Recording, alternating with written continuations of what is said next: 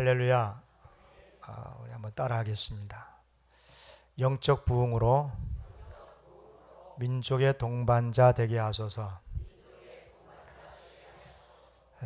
영적 부흥에 대해서는 몇 차례 제가 설교를 했고, 오늘은 이제 이어서 민족의 동반자 되게 하소서 하는 주제로 말씀을 전하겠습니다.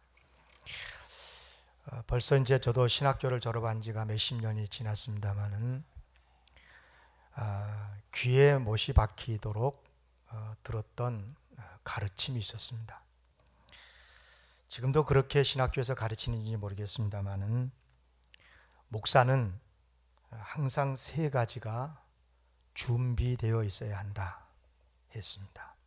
그 첫째가 설교입니다. 설교. 항상 설교할 수 있는 그런 준비가 되어 있어야 된다. 그런 의미도 되고, 이 말은 더 본질적인 말은 의미는 항상 말씀으로 충만한 삶을 살고 있어야 한다. 그러니까 목사는 설교를 강단에서도 하지만 모든 삶에서 말씀의 삶을 성도들에게 보여주므로 말씀이 충만한 그런 목사가 되어 있어야 된다. 이제 그런 의미고요. 두 번째는 죽음입니다. 죽음. 복음을 지키고 교회를 지키기 위해서는 목숨도 언제라도 내놓을 수 있는 그런 목사가 되어야 한다. 참 무거운 말씀이지만 그렇게 가르침을 받았습니다. 세 번째는 뭐겠습니까? 언제라도 교회를 떠날 이사 준비를 하라 하는 것입니다.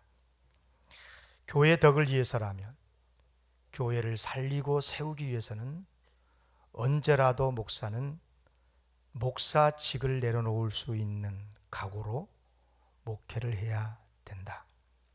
그래서 실제로 저희 선배 목사님들 중에는 이삿짐을 풀어놓지 않고 목회를 실제로 하신 분도 계셨다는 말을 들었습니다. 참 세월이 많이 변했고 많이 지나고, 글쎄 지금 공감이 되는 이야기인지 잘 모르겠습니다.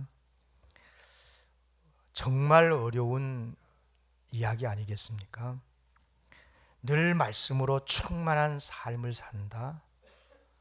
늘 언제라도 복음을 지키기 위해서라면 목숨도 내놓을 수 있는 순교를 각오하고 산다.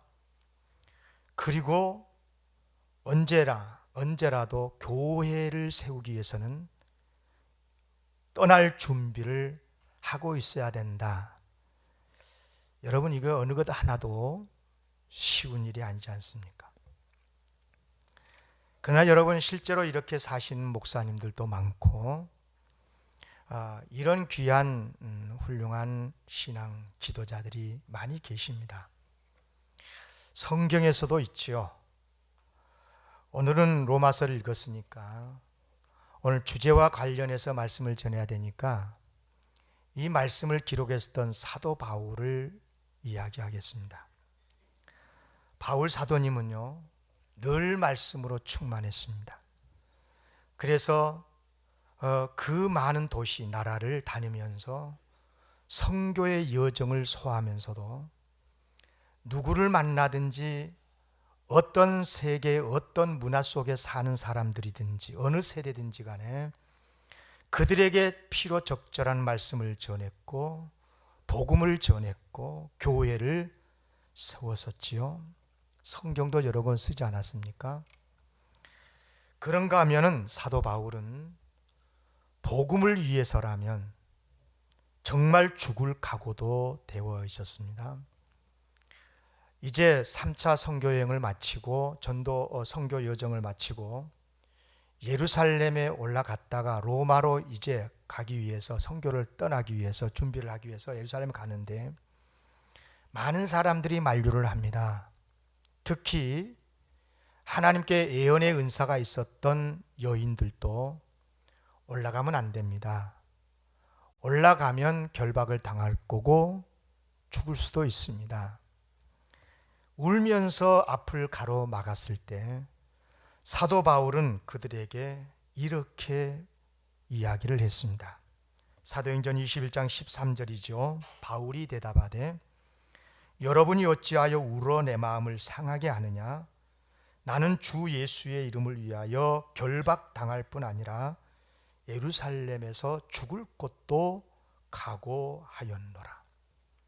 과연 바울 사도님은 죽을 각오를 하면서 복음을 전했던 사람입니다. 뿐만 아니라 그분은 전혀 자리에 연연하지 않으셨습니다. 그는 바나바와 함께 안디옥 교회에서 목회를 행복하게 할 수 있었습니다. 교회는 부흥했고요. 최초의 이방 교회로서 참으로 아주 중요한 역사적인 자리매김을 하는 교회 아니겠습니까? 그 교회가 얼마나 훌륭했는지 지금도 우리 한국에는 그 이름을 본받아 안디옥 교회라고 세운 교회도 있지 않습니까? 그런 교회에서 그렇게 존중을 받고 열심히 사역했던 바울, 그러나 성령님께서 떠나라 하시니 주저하지 않고 그 자리를 떠났습니다. 사도행전 13장 2, 3절입니다. 주를 섬겨 금식할 때에 성령이 이르시되 내가 불러 시키는 일을 위하여 바나바와 사울을 따로 세우라 하시니 이에 금식하며 기도하고 두 사람에게 안수하여 보내니라. 아멘. 저도 이런 목사가 되고 싶습니다. 언제라도 말씀을 잘 전할 뿐만 아니라 전한 그 말씀에 말씀대로 사는 목사이기를 원하고, 또 주님을 위해서라면, 특히 복음을 지키는 일을 위해서라면 목숨도 바칠 수 있는 순교적 각오로 목회하는 목사가 되고, 그리고 참으로 힘든 일이겠지만 교회의 덕을 위해서, 교회의 복을 위해서 언제라도 자리를 내려놓을 수 있는 그런 사도 바울과 같은 주님의 종이 되기를 원합니다. 근데 여러분, 이런 자세가 목사에게만 필요하겠습니까? 장로님에게는 필요치 않겠습니까? 권사님, 안수집사님, 모든 성도들에게는 이런 자세가 필요하지 않겠습니까? 진심으로 축복합니다. 나 중심적인 신앙생활이 아니고 하나님 중심, 교회 중심, 복음을 위한 신앙생활이 우리 모두에게 있기를 주의 이름으로 기원합니다. 그런데 사도 바울의 이와 같은 정말 태도도, 신앙의 목회 태도도 정말 귀하고 감동적이지만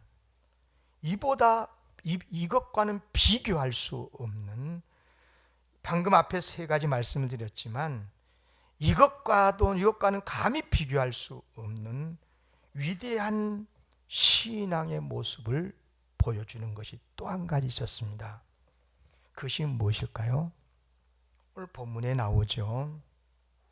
자기 동족을 위해서라면, 자기 동족 이스라엘을 구원하는 일을 위해서라면 자기 자신이 저주를 받아서 그리스도에게서 떨어져 나간다 할지라도 나는 그것을 원한다 라고 말을 했습니다.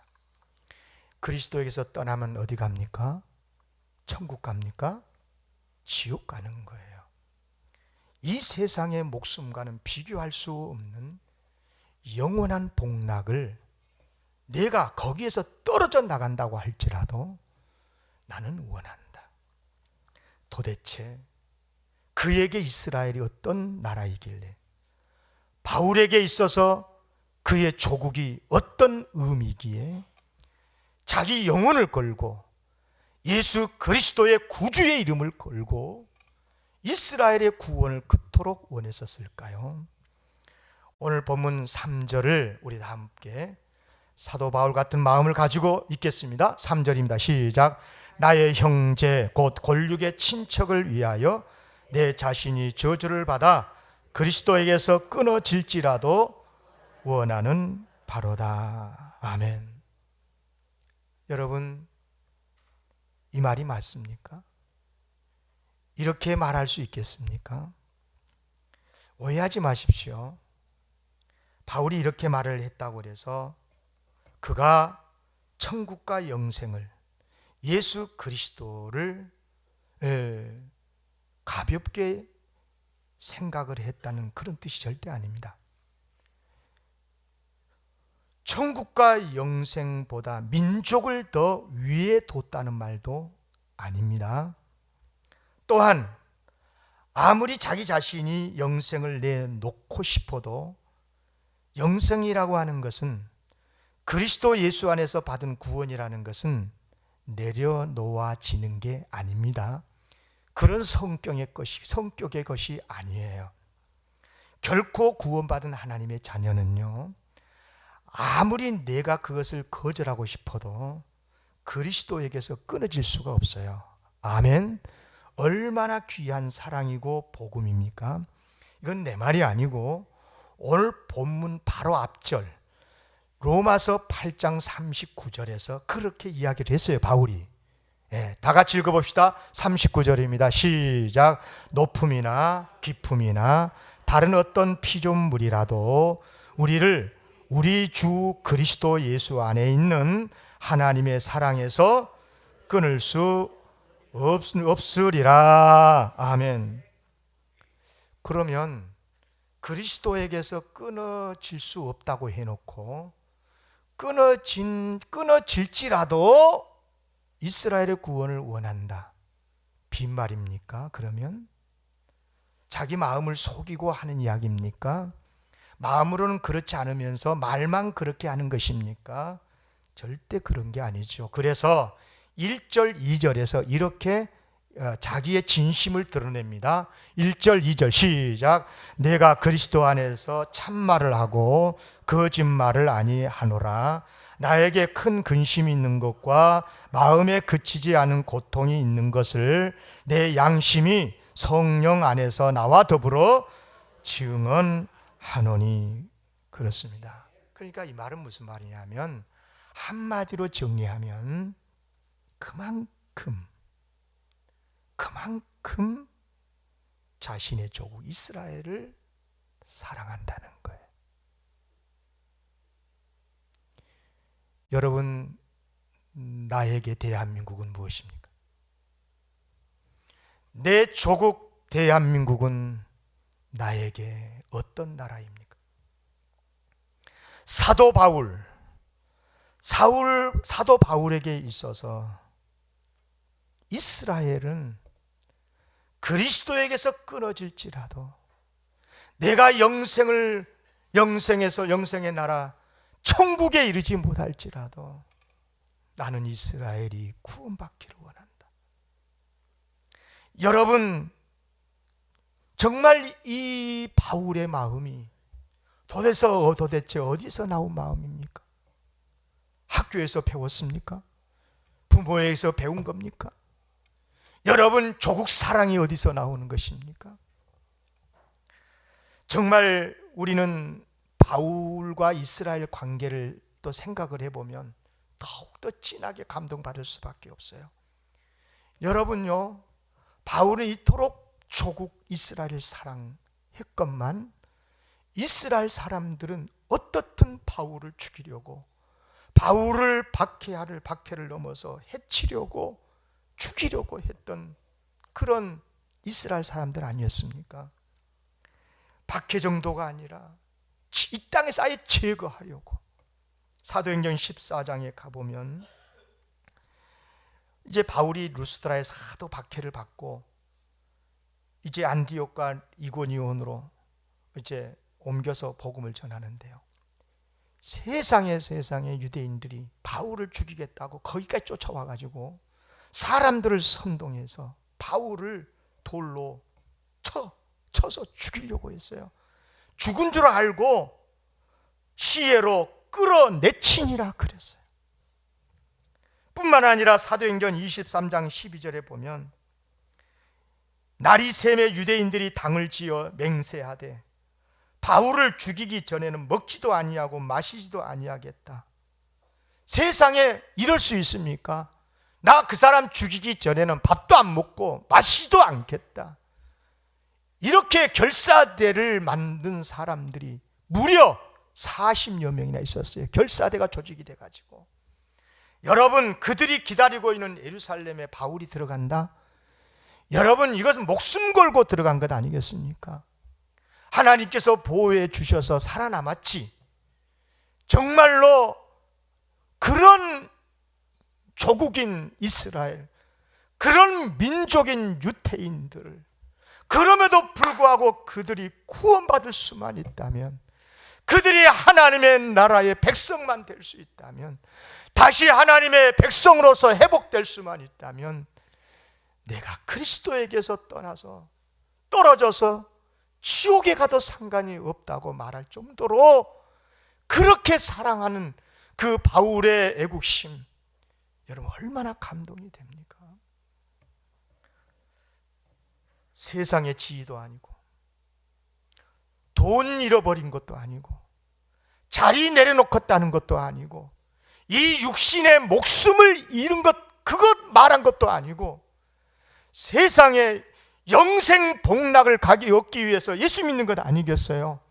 그런데 그리스도에게서 떨어져 나가서 저주를 받아서 영생을 못 얻는 한이 있더라도 내가 내 조국이 구원받기를 원한다라고 말했던 바울.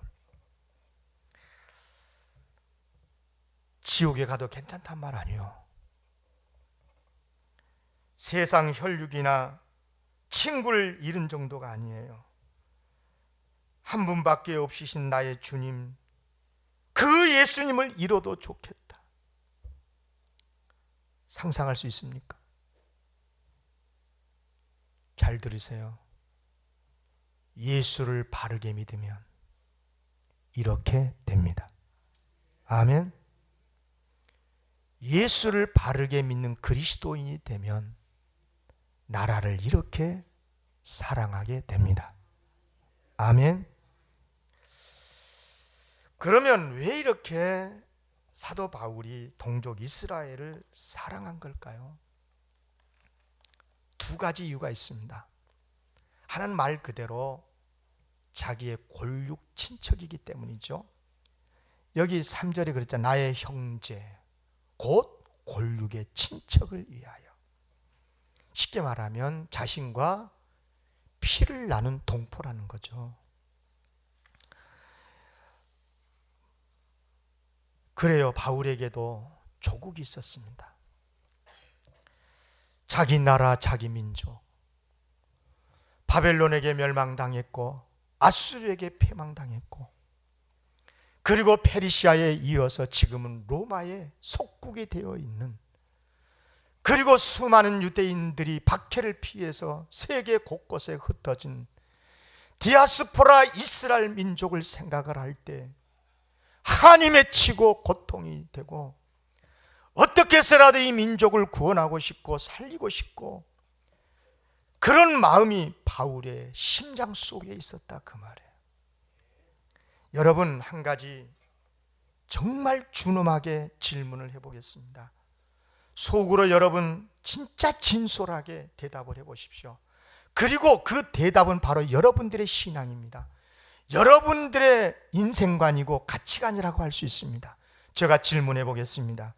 여러분, 우리나라와 우리 민족을 다른 나라와 다른 민족보다 더 사랑하는 것이 신앙적으로 올바른 태도입니까? 아니면 틀린 것입니까? 여러분, 답을 말씀을 드립니다. 당연히 올바른 자세입니다. 왜 그렇습니까? 우리는 물론 그리스도인으로서, 인간으로서 인간의 존엄성을 인정하고 어느 민족, 어느 족속의 사람이든지 그들의 영혼을 사랑하는 것은 당연하고, 내 이웃을 내 몸처럼 사랑하라고 예수님도 가르치셨고, 맞아요. 인권, 모든 인권 난민 다 존중하고 사랑하고 품고 하는 것 당연한 이야기입니다. 그러나 기억하십시오. 내 가족은 더 사랑해야 되고 더 돌봐야 되는 하나님께서 나에게만 주신 사명인 거예요. 아멘. 막말로 말씀을 드릴게요. 오경환 목사에게 아들이 있어요. 여러분 장로님, 권사님, 집사님들에게도 자녀들이 있지요. 그런데 권사님이 목사 자녀 섬기느라고 자기 자식 못 섬기고 교육 못 시키고 잘한 겁니까? 못한 겁니까? 100% 못한 거예요. 무슨 말씀이냐 하면, 무슨 말씀을 드리고 싶냐 그러면, 내 혈육, 내 가족은 기본적으로 1차적으로 그 가족인 내가, 내 민족은 내가, 내 조국, 내 동족을 1차적으로 사랑하고 더 보살피고 더 섬겨야 하는 것이 하나님께서 우리 인간 모두에게 기본적으로 주신 사명이라 그 말입니다. 믿습니까?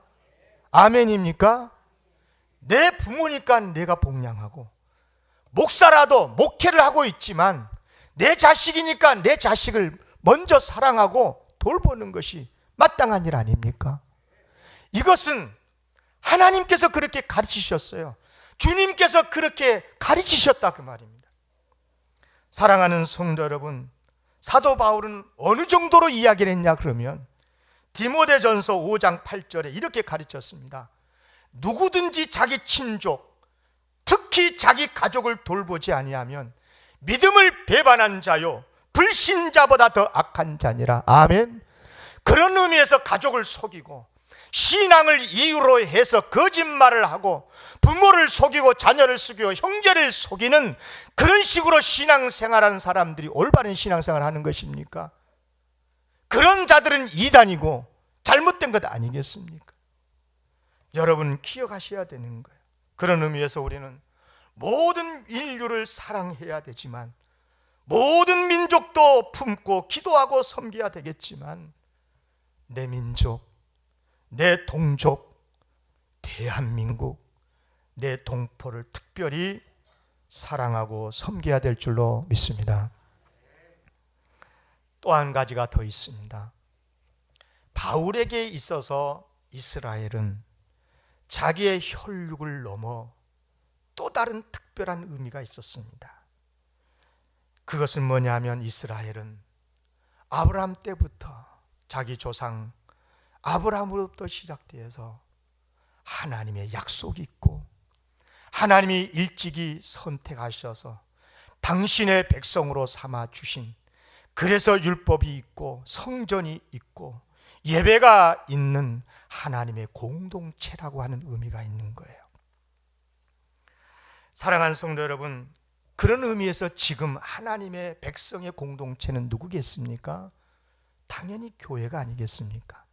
그런 의미에서 사도 바울의 이와 같은 모습은 우리에게 두 가지 아주 소중한 사명을 가르쳐 주는데, 하나는 조국에 대한 사랑과 또 하나는 교회에 대한 사랑이 어떠해야 되는가를 우리에게 가르쳐 주고 있습니다.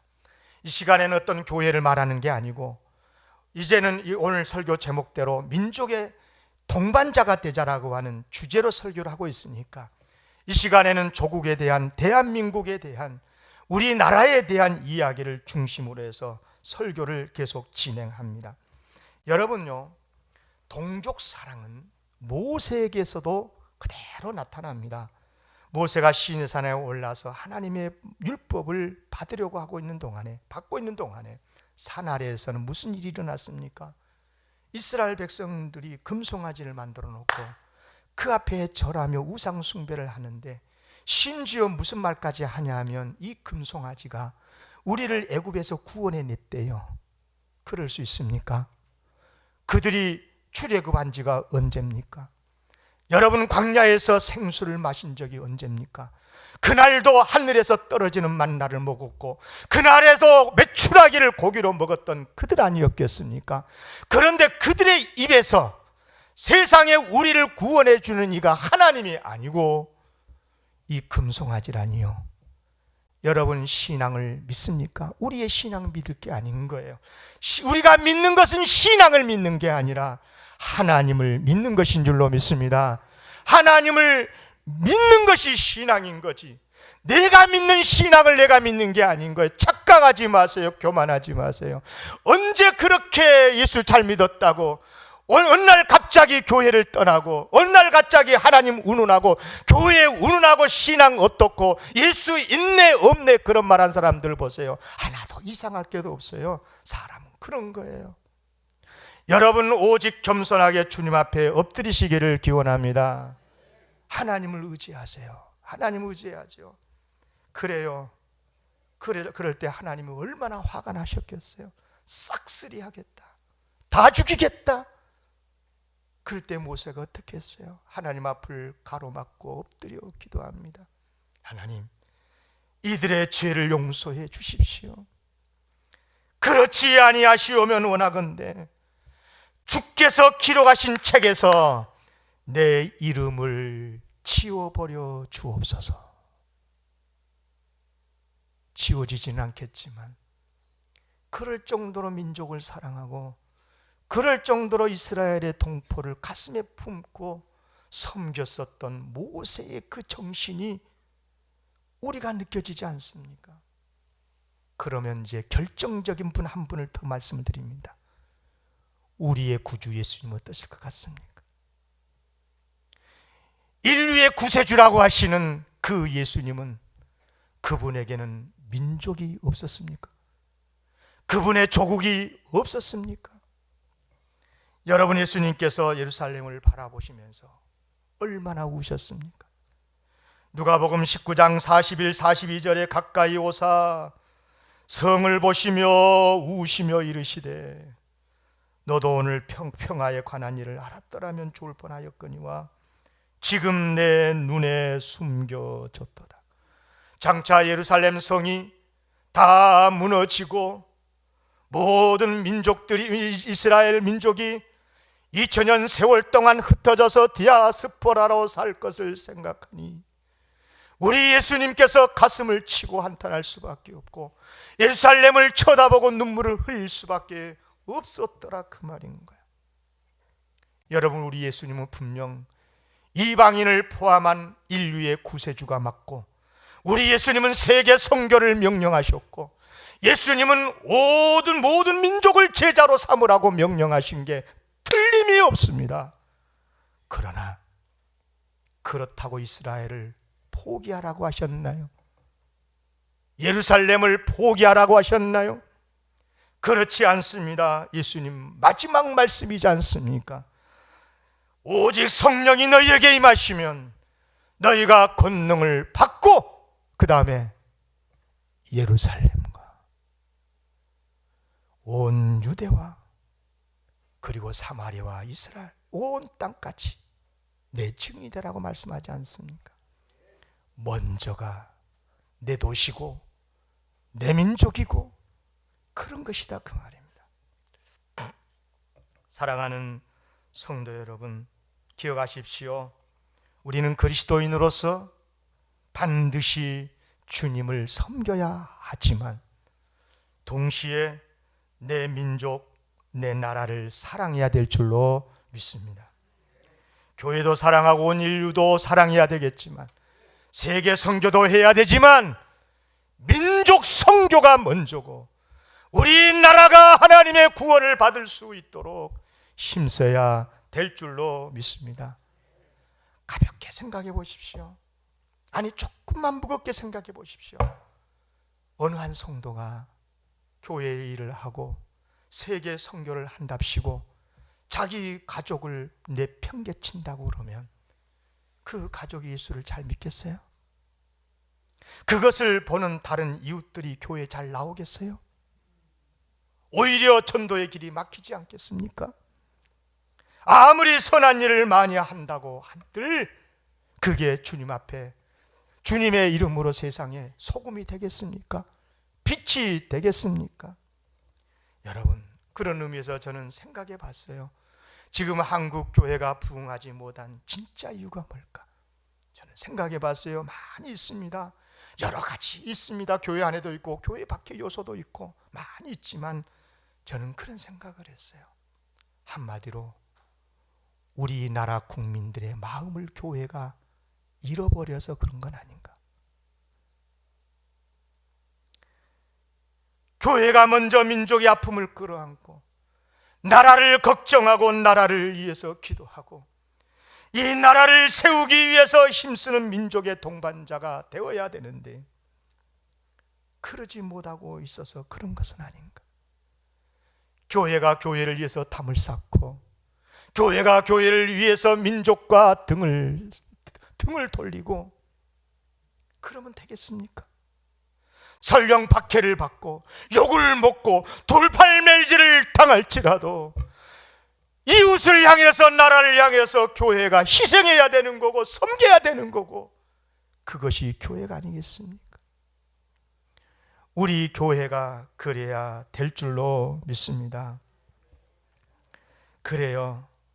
우리나라, 우리 한국 교회는 시작부터 그랬습니다. 사실은 그게 한국 교회의 역사의 출발입니다. 여러분 잘 아시지 않습니까?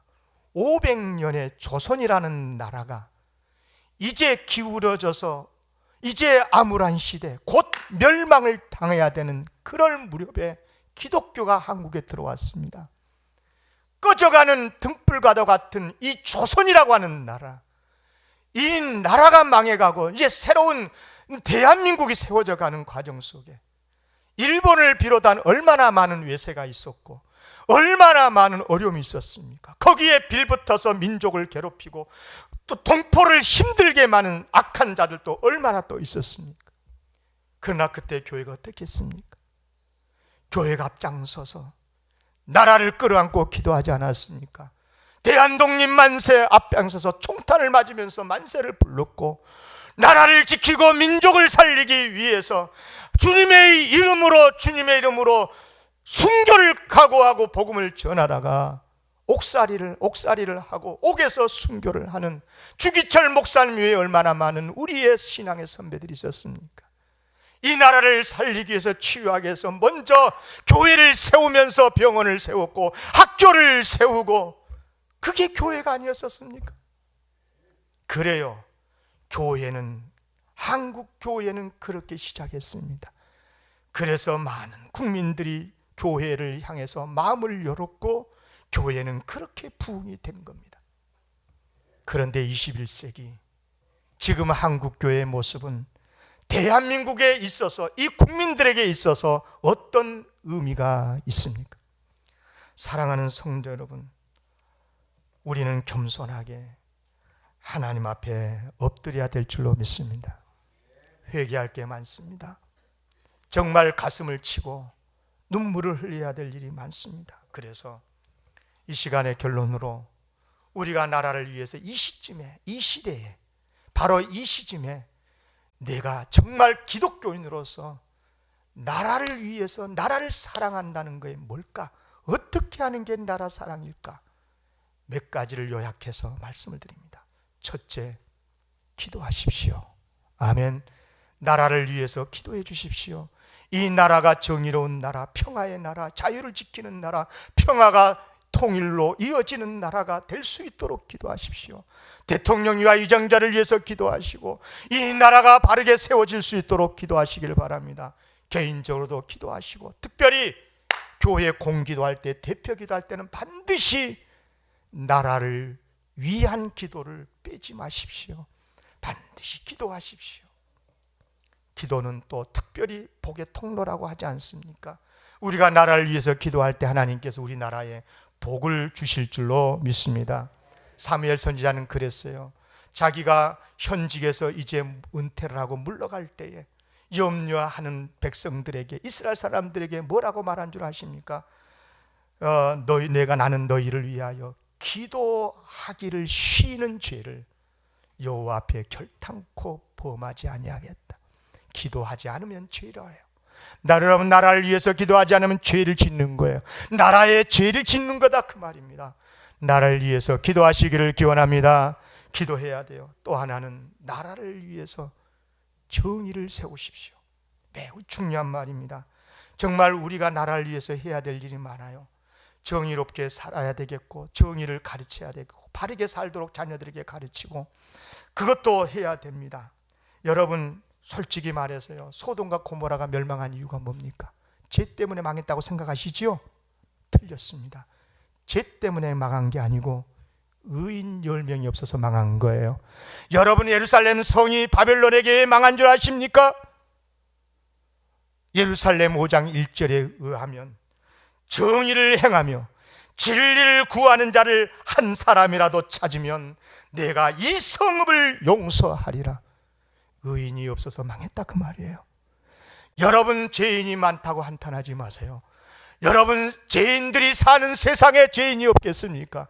중요한 것은 우리가 이 나라의 의인으로 살아야 될 줄로 믿습니다. 바르게 살아야 되는 거예요. 우리 기독교인들이 바르게 살다가도 가르쳐야 돼도 돼야 되겠지만 내가 먼저 바르게 살도록 해야 돼요. 기독교인이 빛이 되고 소금이 돼야 되지 않겠습니까? 그래야 나라를 사랑하는 모습인 줄로 믿습니다. 또 한 가지, 나라에 대한 국민으로서의 의무를 이행하십시오.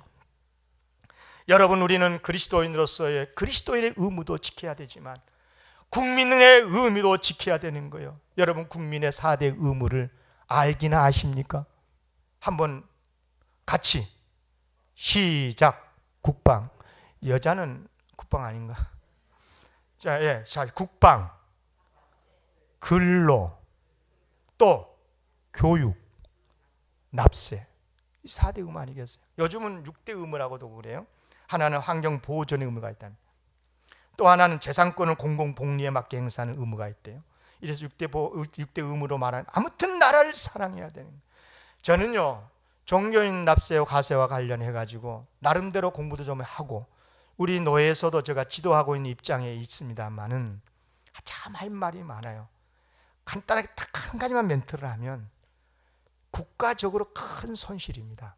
사실 굉장히 이건 아픈 이야기예요. 그러나 그건 차치하고, 그럼에도 불구하고 국민들의 정서가 종교인도 과세를 하라, 납세를 하라, 그게 국민의 정서란다면, 그런 의미에서 저는 1년 동안에, 작년부터 이제 시작이 됐으니까 과세를 하면서 무슨 생각을 했냐면 참 개인적으로 감사를 했습니다. 그래서 국민들의 마음이 돌이킬 수 있다면, 그렇게 해서 정말 국민의 정서에 합당하게 된다면 괜찮다. 이른바 바울 정신이죠. 바울이 그런 말을 했습니다. 고린도전서 8장 13절에서 그랬어요. 만일 음식이 내 형제를 실족하게 한다면 나는 영원히 고기를 먹지 않겠다. 고기를 먹은 것이 문제가 하나도 안 됐지만, 그러나 그것이 믿음이 연약한 성도를 실족해 하는 일이 된다면 나는 고기 영원히 안 먹겠다. 국민들의 마음이 주님께로 돌아올 수만 있다면 납세 아니라 그 무엇이라도 하겠다라고 하는 마음에서 저는 감사하고 있습니다. 말씀 마칩니다. 이제 여러분, 요람을 가지고 가시라고 했는데 요람을 많이 안 가져가셨는데, 예배 마치고 가정당 꼭 하나씩 가져가셔서 읽어보십시오. 거기에 보면 2019년 교회의 목회 비전이 있습니다. 거기에 읽어보시면 제가 5가지 기도 제목을 적어놨습니다. 거기 그것을 읽어드리고 마치겠습니다. 우리가 1년 동안 이것을 보고 늘 기도하시기를 바랍니다. 첫째는 뭐냐? 매일 우리는 교회니까 예비 신자 한 명을 위해서 기도하고 전도에 힘씁시다. 매일 첫 시간을 하나님께 드리며 찬송합시다. 매일 선행으로 사랑을 실천합시다. 매일 작은 교회를 위해 기도하며 섬깁시다. 그 다음에 5번째가 중요합니다. 매일 한국 교회 영적 부흥과 그리고 우리 민족의 평화 통일을 위해 기도합시다. 아멘. 그런 축복된 한 해가 될 수 있기를, 우리 영광교회가 영적 부흥으로 민족의 동반자가 되기를 주의 이름으로 기원합니다.